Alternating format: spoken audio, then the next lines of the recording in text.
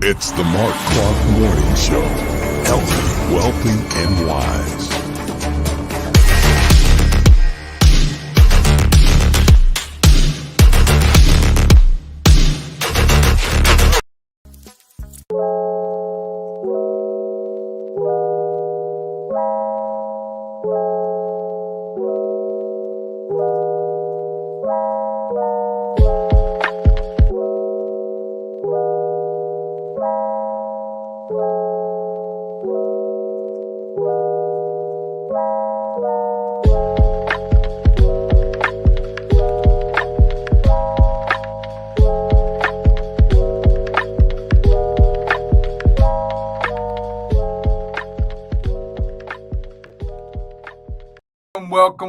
Welcome to the show. Good morning. I hope everybody's doing great. I hope you're having a great day. It's Thursday already. The weekend is almost upon us. Bootsy's out. He's got an important meeting today. He won't be joining us. But again, thank you for all the support. Thanks to all my partners, my sponsors. And of course, I got to shout out my own thing going on. So we got, if you have not purchased my children's books, please do. They're all available on Amazon.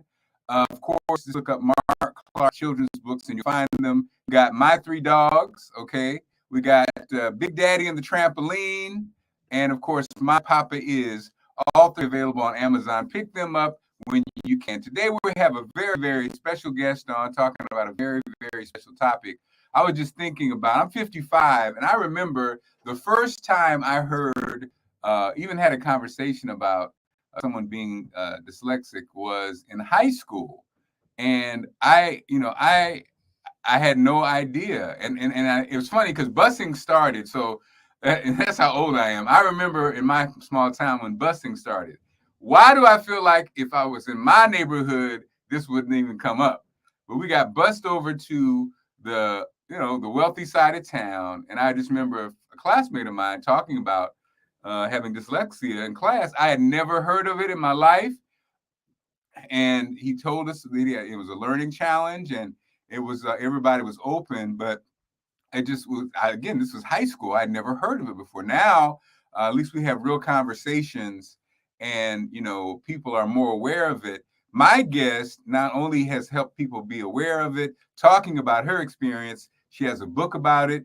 And I want to welcome to the show, Akina Allen joining us this morning. Hi, Mark. Hi, everybody. How are you? How you doing? Look, I saw Akina this morning at the store. Look, I was coming from the gym. I'm more stressed up. My head's wrapped. We got the same. We got the same circle of grocery stores. So I see me and Akina talking in the aisle, and I'm like, look, we need to get you on and talk about this, Akina, because even now, though, I told you what my experience was years ago, 30 years ago or so. Still, though, this is still something that people a lot of times aren't aware of, don't talk about. And the thing I love what you're doing, Akina, is your book helps people to get through it, to manage it, to say that, hey, you turned it into a superpower. It doesn't have to be. I know parents, a lot of times when we hear things, we get so concerned. We go, oh my God, will my child not be able to live the life that they deserve? You say, yes, they'll be able to live the life they deserve and more. It's not necessarily a negative thing. It is. And so there's ways to get around it. So Akina, let's start at the beginning. Tell us about your journey and tell us, I'm sure there was a point where probably people didn't understand, you probably even parents. So tell us your journey, Akina. So my journey started when we moved to Montgomery County from DC, and I was diagnosed in 3rd grade. And so I knew I wasn't really understanding, but I thought it's because I went to school in DC and they were a little more behind in Montgomery County. But then as we got older, it was just like, no, you have an issue.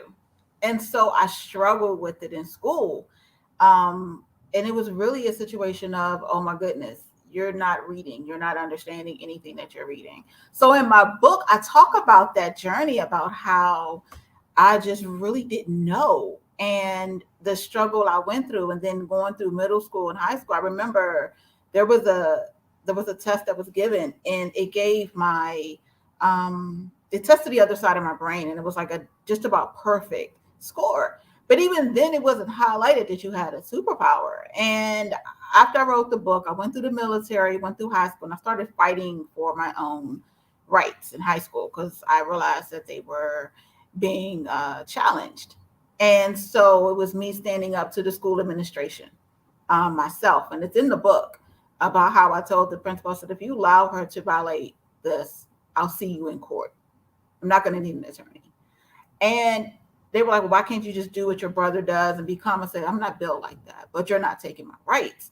And as a Black girl, as a Black student, it is very hard in some cases for us to get proper representation, because they actually have something like a certificate that it looks like you graduated, but you can't get post-secondary education. And that's one of the traps that they're going to do, or they're probably doing now, to African-American and low-income brown and Black students. So that's something parents need to be very aware of when they get to the IEP meeting and say, we'll give them a certificate. Well, they can't feed themselves because they can't take post-secondary education.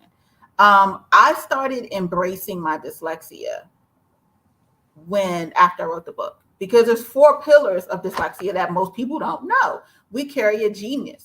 And when I read Forbes dyslexic CEOs, I saw nobody that looked like me.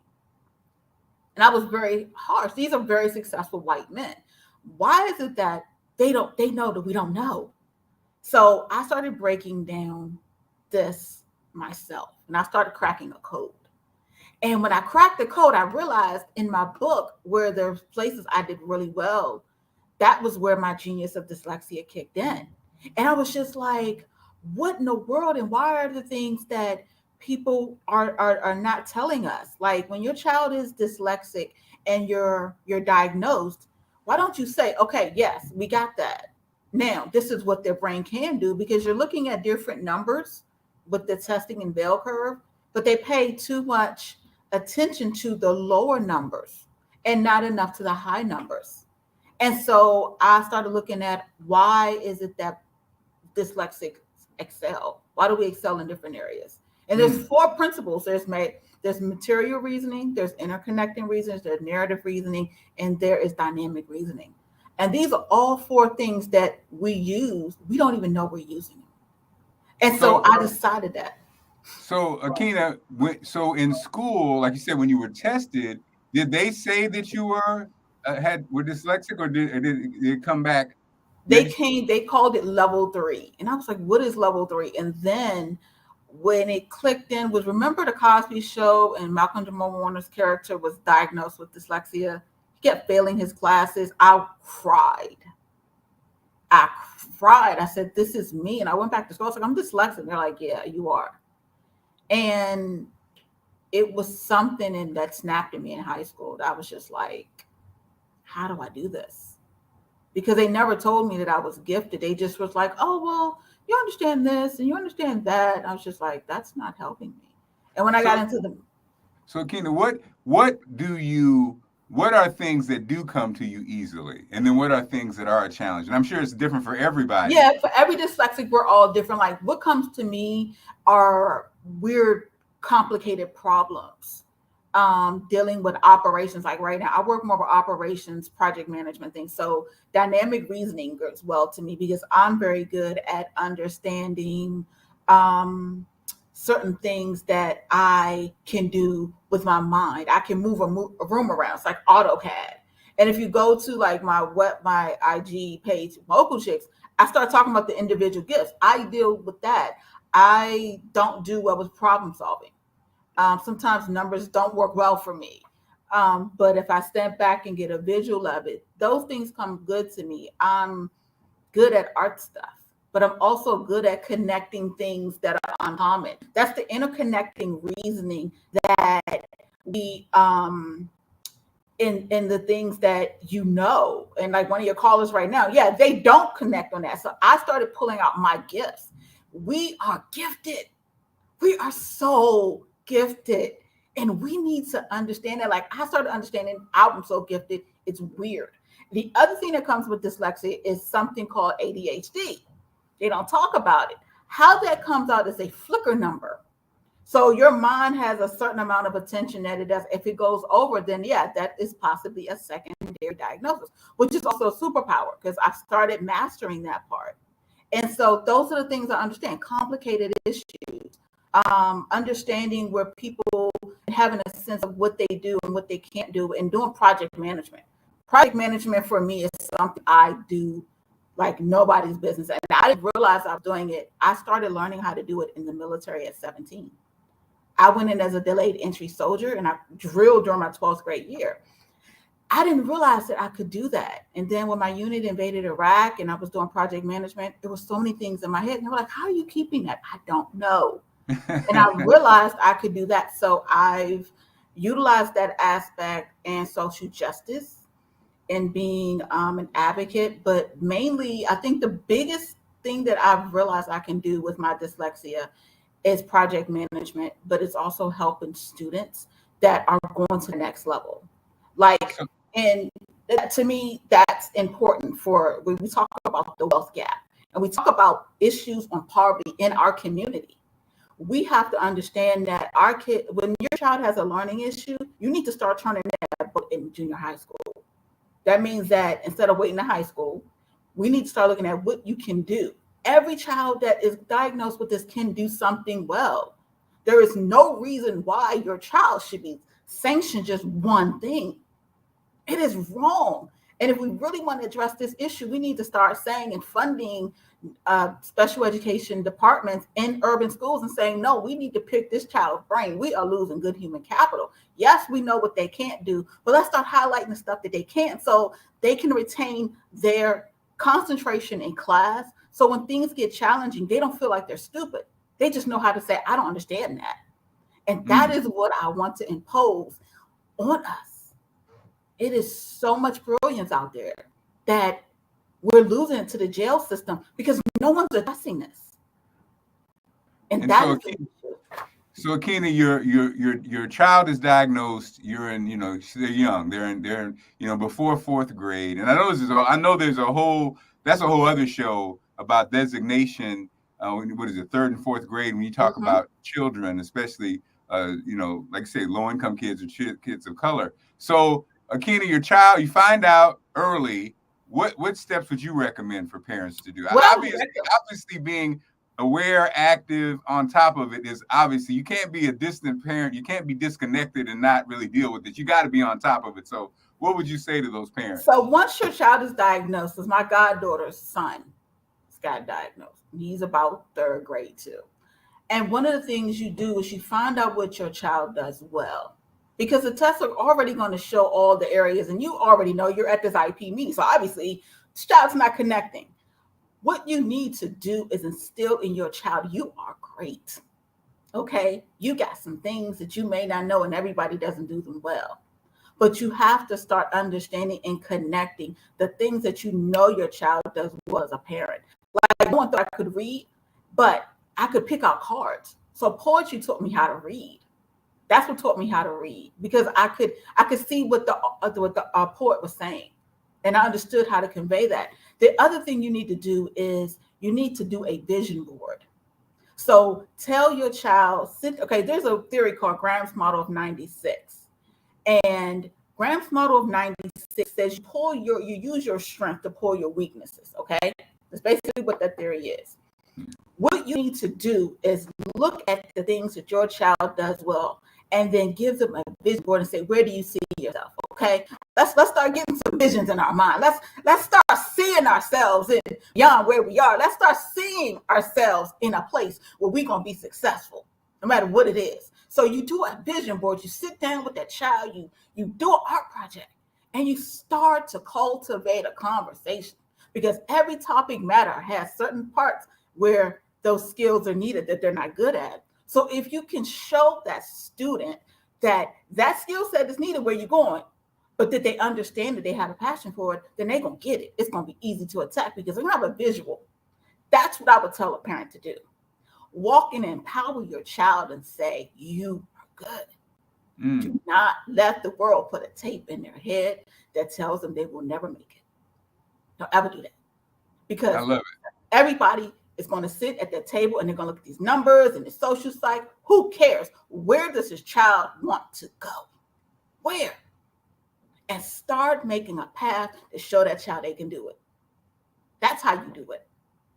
I love it because what you just said, Akina, I think you're right. We're at a place and there's so much new technology and there's these kids learn a different way. But what you just said applies to everything because you're right. Like I think for so long, especially my generation, parents looked at it like, yeah, I'm gonna drop these kids off at the school and they're gonna teach them everything they need to know. And like you say, you're letting the school determine the success of your child. I love what you just said about that the visualization early on, having them think of their life. What do you want your life to be? How do you see yourself? So also even that conversation, you can detect how they see themselves. Some kids will see themselves as ugly or fat or whatever. So other kids will be like, I'm great. And so as a parent, if you're having that conversation early on, you almost know their perspective. So I love what you just said, Akina. Not just for dyslexia, but just for in general, because I think that's the thing in this world with all this, as the metaverse is approaching, and it's almost like we're seeing your consciousness, how you think determines everything. You can no longer just have something else determine who you are, especially when it's not set up for you to win. Because like you said, if you get in the system and trust the system, they'll do a test on your child in 3rd and 4th grade and mark them as heading to prison, right? Versus what you just said is your child already knows where they want to go. Okay, I want to do this. I want to think, or even just thinking about it. Just think of so many people, even watching today, grown-ups, who don't really think about who they are and what they want out of life. They let life live them. They don't really live life. And so, Akina, tell us about where we can get your book and tell us So how, you can get my and book also, on Amazon. It's purchased on Amazon. It's called Life Through My Lens. That book is a eye-opening situation. I was very raw. Like I talked about when I went through DC General with my son. I talked about that. And that was a really low point in my life. But what I learned in that part was that there was no support for homeless students and parents in that system. And somehow or another, by the grace of God, I started helping this lady with her son who was dealing with PWI and nobody would help her. And she couldn't hold a job because of this. And I was just like, let me see this chart. And then the people that work there, they're like, do you do this? I said, yes, I'm a special needs advocate. And guess what? I want that child to learn. Okay. I want to figure out how we're going to look at this poverty situation. Because then I started looking at if the majority of the parents are repeat in DC General, how many of those students are special needs students that all you need to do is give them adequate support? So then I started looking at what attorney, a public interest attorney that they teach at school at David Clark School at UDC. And so those are the things I highlight in that book. And in the back of it, actually, I put a letter where someone basically called me stupid. I was working at a condo in DC, and the board president was very condescending and very interesting. And I put that in there just so people can see real life, like what I've gone through. I've gotten to the point that I don't even hide my dyslexia. I told my boss recently, I was like, look, I'm going to need to do this. I can get all this work done, but I'm going to need this accommodation. I'm dyslexic. And I looked at him, I said, is that going to be a problem? He said, no, because before I couldn't do that. I couldn't do that. I was always ashamed to do it. My IG, Mobile Chicks, is all of my original poetry, but it's empowering poetry that I had things I had to tell myself to get through. And actually, some of it is in that book. I had to tell myself I was good, that I wasn't stupid. So the book is on Amazon Kindle. Read it. I've had people come up to me and say, I've read your book, and how did you get through this? And I was just like, honestly, you have to want to fight. But what made me a special needs advocate is I was adopted because my mother's schizophrenic. And I've always had a thing, I'm got to take care of my mom.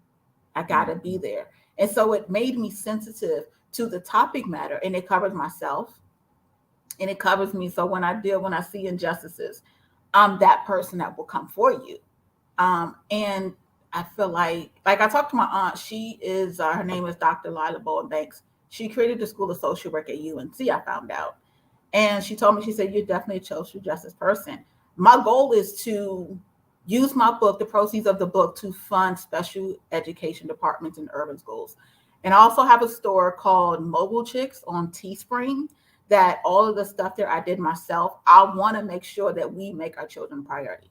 That's my idea, to contribute to closing that wealth gap when it comes to us. Because see, if you have an IP for your child and you go to a school that has things, yeah, your child's going to succeed. But what happens to the child whose parents don't have that money to put into the school? Someone has to pick this up. Someone has to, tell that child, honey, you great, period. I don't care what the world says. I don't care what people think. I don't care what that test say. I don't care if you can't read what's on that. Your brain works, and you were built for greatness, and you are here for a purpose, period. That's really where this is. If we start telling our kids that, honey, you built for a purpose, and we're going to find out. Because even in the Bible, let's look at it in the Bible, Josiah ruled. He's the youngest ruler, 10 years old. But then also, too, if you saw Moses with special needs, he had a speech impediment. God sent Aaron for his translator. He never said Moses didn't have a message. He said, I got to give you some assistive technology. So we're going to use this little boy right here. And this is what we're going to do. Because, see, at the end of the day, when God creates what he creates, he's never going to make a mistake. I love it. And your child is not a mistake. Your child is never a situation where there's something wrong with them. And yes, it gets frustrating. But every time it gets frustrating, tell your child, where do you see yourself? Because as a parent, you deal with advocacy. Your goal is to find out your child is here, but where do you see them when they cross that stage? And you have to know that you have put all in them. That's really where it is with that. So the book is going towards looking at this. And like, I've talked to politicians about addressing this issue. And I just got a lot of this. Okay, fine, sit there. I have a solution. If I can raise the money and start dealing with even educating teachers in urban schools. Did you know that a lot of the urban school teachers aren't trained on dyslexia and other school districts are? Wow. Found that out. Did you know there was federal legislation for this? Never hits urban schools. No one ever says, okay, you have legislation and where's the money to support the training? Never does it. So that's why I'm very passionate about it. Well, look, Akina, you are doing great work. I'm so glad that we got a chance to have you on, and we're going to have you on again. We need to talk about financing, getting some finances to that. Again, go to get Akina's book, which is available. Once again, Akina, how can they get it? It's on Life Through My Lens, Dyslexic Awareness. Is on Amazon.